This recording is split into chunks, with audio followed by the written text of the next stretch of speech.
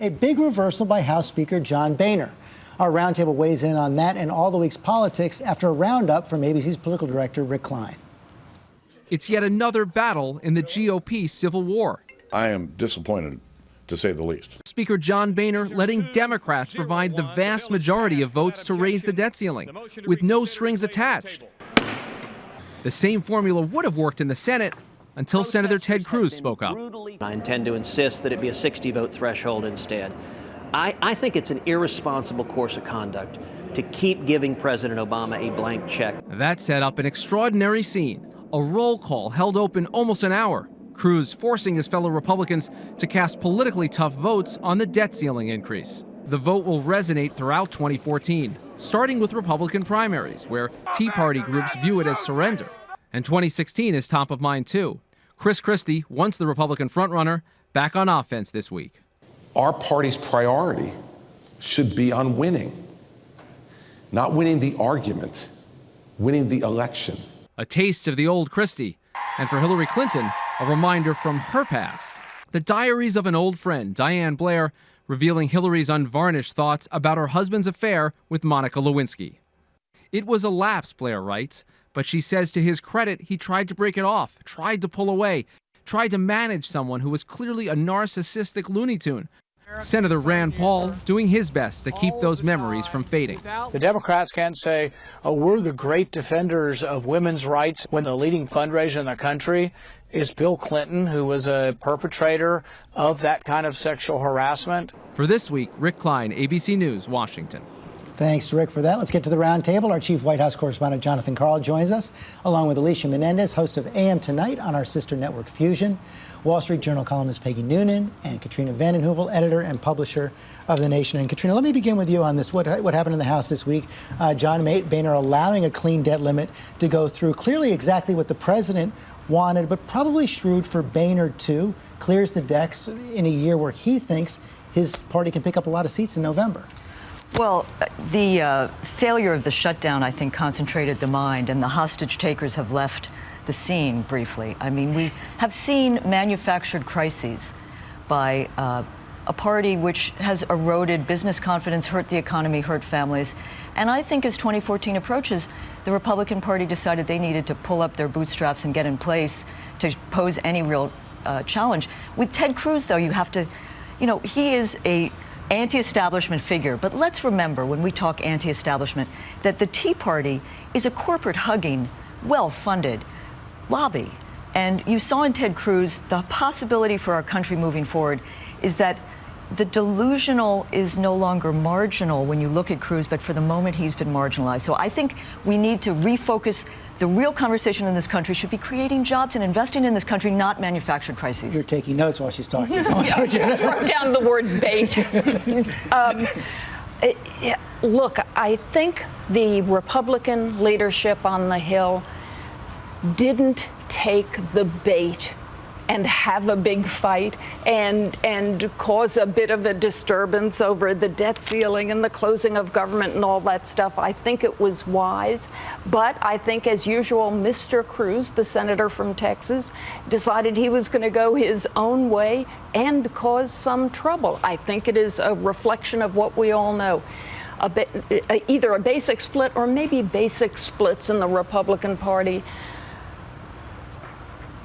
Part of which, one split of which has to do with those who are on the ground, have a lot of numbers, are impatient, don't want business as usual, don't understand why things can't be moved forward in Washington. But George, this was a pivotal moment. This is when the White House might say the fever has broken. The use of the debt ceiling for hostage taking, as the White House would put it, is over. You had the entire Republican leadership vote for this, both in the House, pretty much. You had Boehner, Cantor, McCarthy. In the Senate, McConnell, Cornyn, Thune. You had all the top leaders vote for it. And all the rank and file against it. So the question is, the fever has broken. Will the patient survive? That's what I wanted to get to. And I'll bring this to Alicia. I thought the New York Times had an excellent analysis of this whole dynamic this week when they talked about the Vote No, Hope Yes caucus. John Karl's right. The leadership voted for this, but only 28 Republicans voted for this when the majority of the party knows this must pass and believe it should pass, and that is a real sign of some kind of dysfunction. Which makes it the fewest members of a majority to ever vote for a piece of legislation since 1991, when we have the first record filing. So this is huge. I think the question for Republicans becomes how then this plays out in the midterm elections, right? Can Boehner prove that taking a moderate stance, that showing some ability to get things done, is actually what the party needs in order to secure the votes that they need to take back the Senate? And, you know, and Ted Cruz does this thing. I mean, look, the Republicans in the Senate had this all set. This was going to be able to pass with only Democratic votes. He stands up, says, I'm going to filibuster. Suddenly they need 60 votes. I'll tell you, Ted Cruz is so hated among his Republicans now, more so than even during the shutdown, that at that Tuesday lunch they have every Tuesday, he's going to need a food taster. I mean, he gave tough votes for these guys to take. He does have a high tolerance for personal pain inside of his caucus. You know, to step back for a moment, these are games being played inside the Beltway. They're important in many ways, but this is a manufactured crisis. I come back to it. You look at the top Republican leadership. They voted 19 times collectively to pass the debt limit when George W.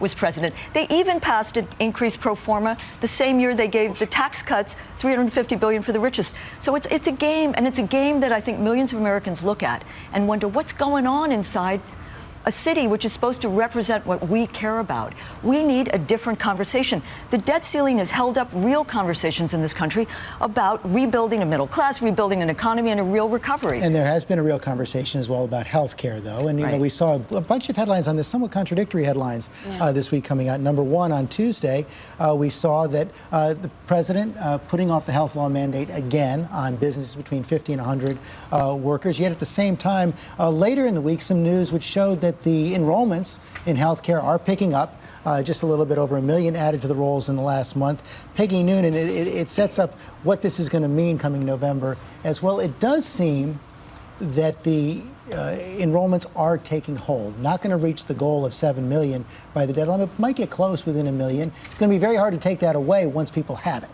Yeah, I think there's so much doubt at this point and so much questioning about the HHS numbers as put forward semi-regularly that I'm not sure they're all that compelling. What I think is compelling is the amount of difficulty people are having with the ACA, trying to make it work in their lives. I think that's what 2014 is going to be about, Obamacare, but I think 2016 is going to be about the split in the Republican Party and which way are they going to go as they choose their president. First of all, I think this has been a really important week or month for Obamacare. Rough patches, yes, but it is broadly working. 1.1 million have enrolled, higher proportion of younger people. Premiums are down, more are insured. Insurance companies cannot deny pre-existing coverage. What we're going to see in 2014 and what we're seeing now are Republicans lying, scaring people, actually keeping people from health care coverage. The governors, Scott, Jindal, Perry, that's cruel. I think what we need to focus on is to say, the broad mass of Americans not interested in repeal.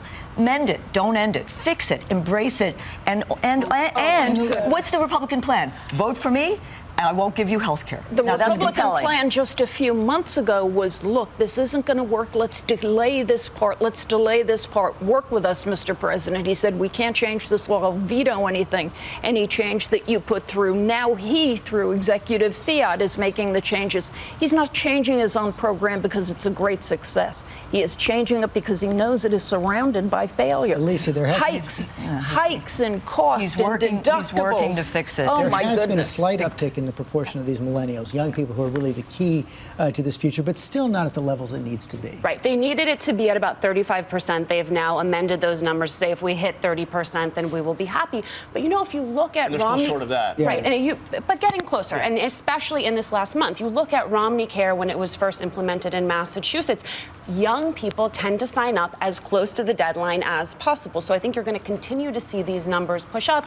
The idea with the Young Invincibles is that this entire plan only only works if we sign up because we are young, because we are healthy, because we make the marketplace work. You saw yesterday a National Youth Enrollment Day. So the administration knows they have a lot of work to do to get these young people on the And here's why it matters, George, because October 1st, that's when we find out what the premiums are for next year. And if you don't have a high enough proportion of young people, premiums for next year are going to be going up right as we're going into the month before the election. But you know, there was a conventional wisdom about 2014 that Obamacare is going to hurt the president. I take issue with the conventional wisdom. I think the numbers, a day in politics is a lifetime, but I think the numbers are going to get better. I think the minimum wage initiatives around the country are going to move a lot of people to come out in a midterm.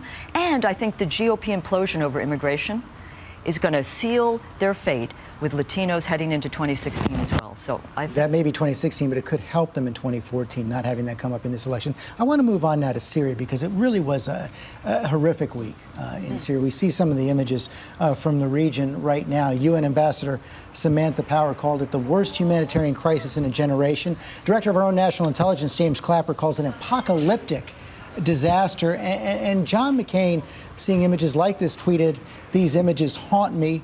What haunts me more is that we'll continue to do nothing." And John, Karl, on the heels of this, we saw the peace talks in Geneva collapse yesterday. In fact, the UN representative heading him had to apologize to the people of Syria for the collapse, putting much more pressure on President Obama to come up with a change in approach. Yeah, there's no question. And the White House has made it clear the president's not initiating a new review now. If there were to be a new review, the options are incredibly limited, George. I mean, one is you could have airstrikes to hit the kind of the assets that are doing all the killing for Assad right now. For instance, these barrel bombs is what we're seeing now. They're dropped out of helicopters. So some are asking, well, why don't we go and airstrikes take out Assad's helicopters, take out his air force? Military's been very much against it. Military says, well, then what? What's the next step? Military's been against it. And arming the opposition is almost an idea whose time is gone. I mean, we suspended aid to the rebels 2 months ago because some of that aid was getting in the hands of al-Qaeda. The opposition is such a mess. So the options are incredibly limited. But I think one person that is haunted here is Samantha Power,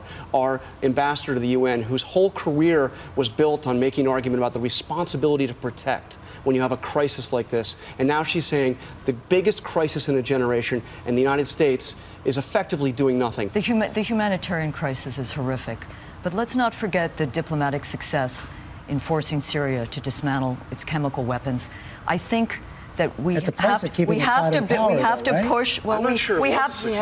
push for humanitarian routes to be open. I am sure there are back-channel discussions with Russia, tougher ones than we're seeing, the UN Security Council. But there needs to be tough diplomacy. A negotiated settlement, a political solution, is going to be key to a true humanitarian resolution of it. Militarization of this is a disaster. And let's not forget something which is controversial but true. Many of these killings of civilians are also being done by these militant insurgents, some of them with links to al-Qaeda. Negotiated settlement, let's bring as much humanitarian aid, but let's not forget diplomacy. And Peggy, she brings up one of the scariest parts of all this, that Syria right now has become a breeding ground for a whole new generation of al-Qaeda terrorists. It has. Look, Assad is not going to be negotiated out. Assad feels he is fighting for his life. I think the biggest thing America could do is help with the refugee situation. That'll take financial aid, that will take people too, but sometimes that's what you can do. Right. And I think it is the refugee thing that is something that at least quickly we could be helpful on, and that is also strategically a wise move. But they can't have these political negotiations until they change the game on the ground. So even if we all believe in diplomacy, even if we all believe in humanitarian aid, there is simply the reality that Assad has no reason to leave right now. No, he doesn't. But he's got a big backer in Russia. Peggy's right. What you want to change on the ground is double down on the assistance to refugees, to humanitarian assistance. This is a civil war.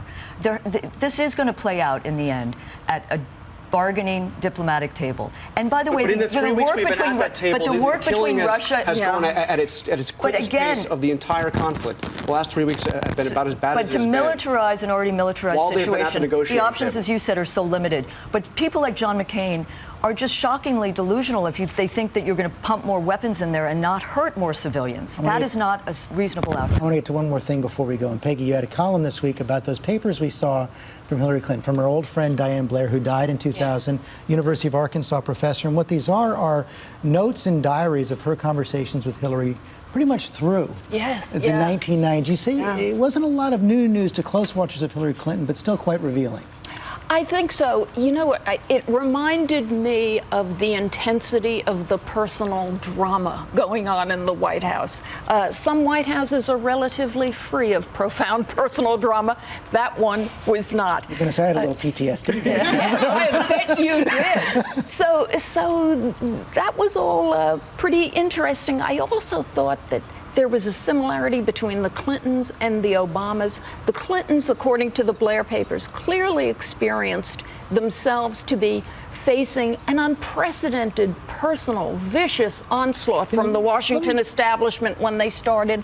I think the Obamas did too, as opposed to both thinking, but this is the way it is. Let me bring this to Alicia for a second, because you're the youngest person on this panel, I'm pretty sure, by a long shot. So this is all pretty much ancient history to you and a whole generation of voters. You think they're going to care about it if she runs next time? No, especially because this has all been litigated, right? There's nothing new that's coming out in these papers. I think there's a real debate to have around whether or not Hillary Clinton should be the Democratic nominee. I think there's a real debate to be had around whether or not she should be president of the United States. I don't think that debate is in relitigating the past. You're right. This is largely Amen. I agree with Alicia, because I do think listen, news that Hillary Clinton is tough, disciplined, and smart, no. What this country deserves is to learn more from Hillary Clinton about what she stands for. I mean, does she stand for Elizabeth Warren's idea of expanding Social Security, or where does she stand on surveillance or trade? This is what, and I think that's what people want to know. And that's what we're going to be looking for. Thank you. I'm afraid we're out of time on this one right now.